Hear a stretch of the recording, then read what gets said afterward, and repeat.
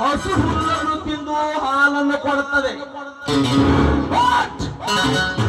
ಹಾಲು ಆಗಲ್ಲ, ಹಾಲನ್ನು ಕುಡಿದು ವಿಷವನ್ನು ಕಕ್ಕುತ್ತದೆ.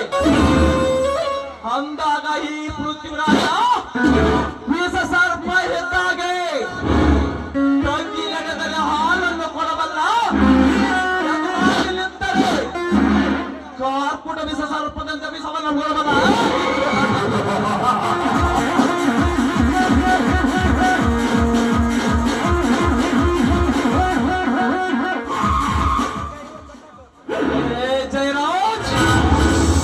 ಅಂದು ನಿನ್ನ ಬೆಳವಣಿಗಾಗಿ ನಿನ್ನ ತಂಗಿ ಸುಂದರಿ ಎನಗಿಂತಹ ಪ್ರಥಮ ಸುಂದರಿ, ಊರಿಗೆ ಯುವರಾಣಿ, ಸುಂದರ ಮೈಮಾಟದ ಬೆಡಗಿ, ತುಂಬ ಯೌವನದ ಹುಪ್ಪುತಗ್ಗಗಳ ನಡುವೆ ಕಾಮನ ಬಿಲ್ಲಿನಂತೆ ನಿಂತುವ ಏನವರ ಮೈಮಾಟ.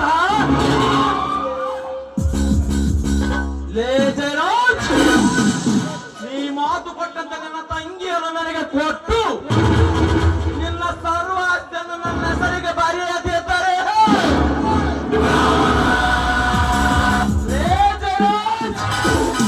ನಿನ್ನ ಅರಮನೆಯಲ್ಲಿ ನನ್ನ ಸಮಾಧಿ ಕಟ್ಟಿ ಅದರ ಮೇಲೆ ರಾಜ್ಯಭಾರ ಮಾಡೋದಕ್ಕೆ ಹಿಂಜರಿಯುವುದಿಲ್ಲ ಈ ಪ್ರಳಯ ಅಂತಕ ಪೃಥ್ವಿರಾಜ.